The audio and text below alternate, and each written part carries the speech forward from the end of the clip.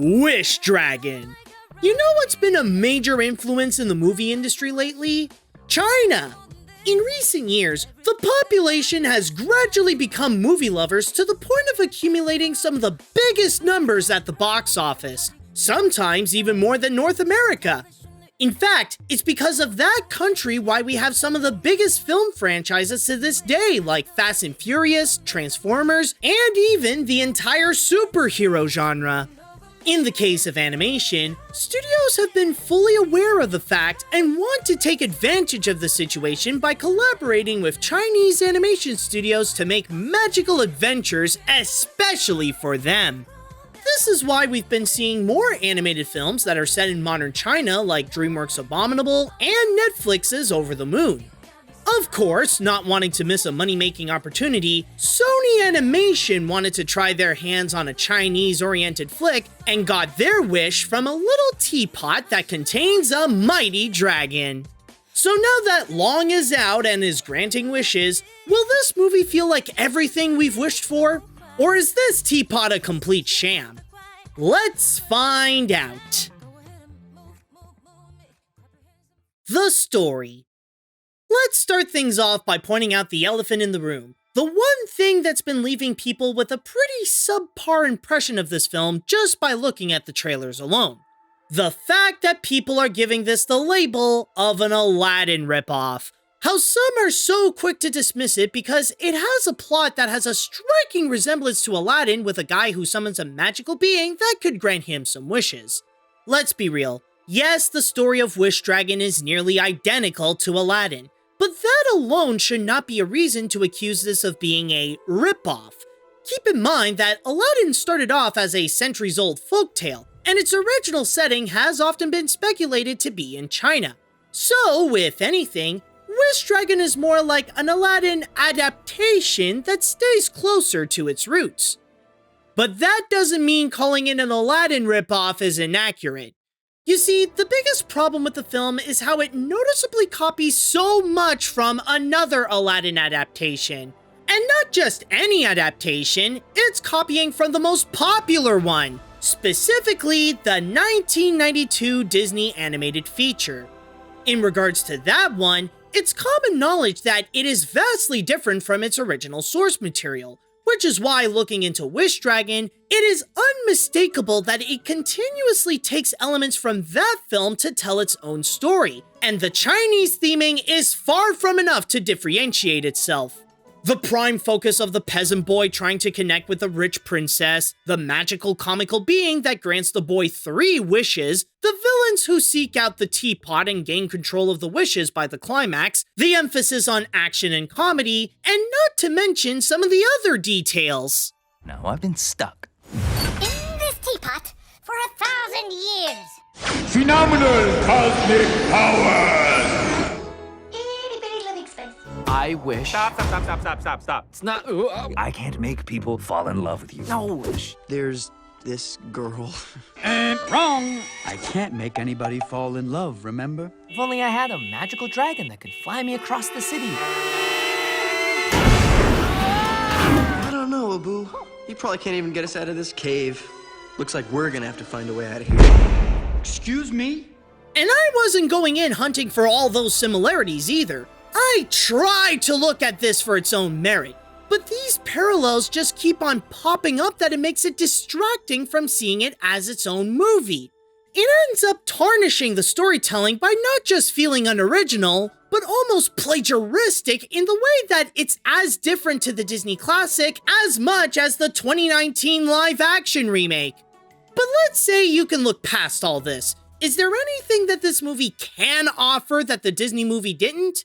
Well, there is, and they are some good traits too. The one thing the story has going for it is the heart, where it shows the friendship of Din and Lena, and how the former wants to reconnect with his old friend after being separated by social class for 10 years. When the two are together or show how they feel for one another, that's when the film's message of the importance of family and friendship comes into play, giving the feature a heartfelt soul that can have its genuine touching moments. That, and there are times when it does play with some Chinese mythology to establish the backstory of Long in order to separate its world building by making it more magical than it seems. Unfortunately, those moments are far and few between, while it keeps on filling the rest with narratives taken from Disney's Aladdin. It has some materials to make a strong and heartfelt story, but the problem is that it feels like it wants to be Disney's Aladdin more than it wants to be Wish Dragon. The animation. To its credit, the animation knows what it wants to do, and it does so fairly well. As it wants to be this fun-filled magical adventure, it wants the visuals to reflect that as well, or rather, have it be the driving force of the film's energy. The backgrounds won't be anything spectacular to see, since it is mainly set in modern Shanghai and is mostly treated like the typical big city, but it's the characters that the animators play with the most. The designs are meant to be charmingly simple, with an emphasis on everything having a round shape, almost like the style of Chris Sanders to make everything look friendlier and softer, allowing the designs to be more appealing to look at. As for the character animation, it goes for a more cartoonier approach, having the physics emphasize more the squash and stretch, and even go into some rubber hose for some of the faster-paced movements.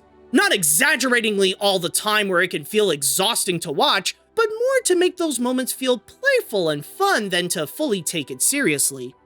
With some of the more tender times though, it does know when to settle down and go for more subtlety to let the mood of the moment take over. But the shining visual star of the feature is, of course, Long himself, where not only is he a lot more creative with his more comical expressions and his snake-like body, but also supplies some solid effects and brings out the most vibrant colors to make him and his magic stand out from the ordinary world. Greetings, great master. The heavens have opened. Your wishes will be... Probably the best thing about this feature is that it has some nice animation. It's well rendered, it has good designs, the movements can be fun, it's nice work all around. However, there is a catch that brings up a significant issue. I hate to do this again, but its style is another thing that feels like it's been taken from Disney's Aladdin. Yes, for the most part, that movie stays with the same Disney style, but what makes Aladdin's animation stand out more is how it's more cartoony. The way that characters like the genie, Abu, Iago, and more really play with their animated side with their expressions to help bolden the comedy, along with really playing up the action to show Aladdin in peril. In many ways, Wish Dragon does the same thing with its style in order to capture the same effect. Like with the story, it diminishes the animation a bit because it's just another feature that the Disney film is already offering, but in some ways better. Sure, some can argue that this cartoony CG style is like a signature trait of Sony animation, but especially with this, they can never make anything that can live up to the visuals of Aladdin, let alone when compared to the works of Eric Goldberg's The Genie. But again, even with that comparison, it still doesn't change how the animation itself is still a good job. The characters. Through all of these Aladdin comparisons, are the characters able to make things up for those flaws? By this point, the people like Din and Lena can't just be a rehashed version of Aladdin and Jasmine, right? Well, thankfully, they are not. For the most part. Starting off with the two long-lost buddies, Din just wants one thing and one thing only, to reunite with his childhood friend Lena, who became a model and the daughter of a rich CEO, Mr. Wang. I'll give it credit that the opening is nice with the way it establishes how they were together when they were kids. It did go a little creepy years later seeing Din looking like he's kind of obsessed with her, but once the two reunite, that's when the heart comes in for the two to gradually return to simpler times. Admittedly, Din and Lena individually are not so great on their own, a bit of the typical long-lost friends from different social class archetypes, and Din does follow some of Aladdin's steps like lying about who he is with a wish in order to get to Lena, but it's their dynamic that makes their friendship work. They know that all the money and all the wishes in the world can't fill that gap that a good friend can complete. which fuels the engagement of the movie to see them ultimately get together. Best friends forever. I wish. Then there is Long, the movie's genie who is of Din's service. Now, I do like how the film gave him a full backstory and how he became a wish dragon, since it was one of the rare moments that goes into Chinese mythology and helps flesh out the character to give him more layers.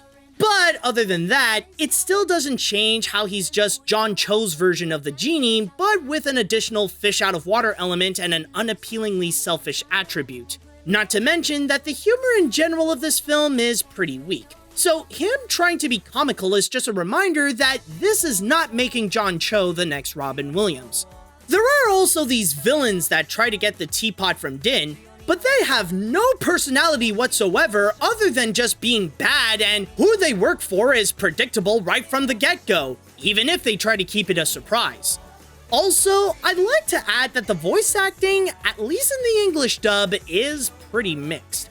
There are the main ones like Jimmy Wong, Natasha Liu Bordizzo, and John Cho that did a solid job portraying their characters, and it's nice that the movie did develop an all-Asian cast, but there's just something about the rest that feels a bit off, and their delivery is more awkward than the leads. Maybe it's their acting or the microphone quality, but they just don't hit it right in the same way as the main actors do. These are not the most memorable characters or even great ones, but it's what they mean to each other that helps fuel the heart of the movie.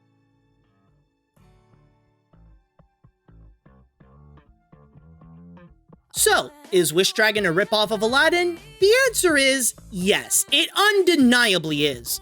But does that mean it is a bad movie? Not really. Despite its complete lack of originality and the near shameless levels of copying Disney's Aladdin to develop its story, there are still some good elements that make Wish Dragon enjoyable in its own merit.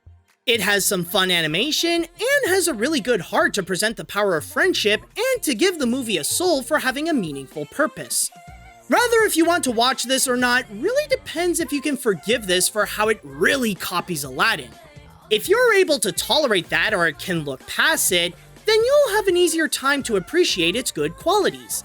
If the comparisons are too distracting, then it will only remind you that there is a better movie that's a lot like this that's actually worth your time. Funny enough though, I did actually get my wish. Might not sound like much, but all I wished for was this to not suck. And while I'll take Aladdin over this any day, at least it did come true.